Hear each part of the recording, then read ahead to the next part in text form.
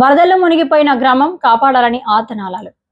రాష్ట్రంలో ఎడతెరిపి లేని వర్షాలకు పలు గ్రామాలు వరదలు మునిగిపోయాయి. మెదక్, కామారెడ్డి జిల్లాలో రహదారుల కోతకు గురవగా వంతెనలు దెబ్బతిన్నాయి. మెదక్ జిల్లాలో దూప్ సింగ్ తండా వరదలకు మునిగిపోయింది. పిల్లలపై ఎక్కి కాపాడాలని గ్రామస్తులు ఆర్తనాదాలు పెడుతున్నారు. నగదు వాగులు పొంగి పొరడంతో లోతట్టు ప్రాంతాల ప్రజలు తీవ్ర భయాందోళనకు గురవుతున్నారు.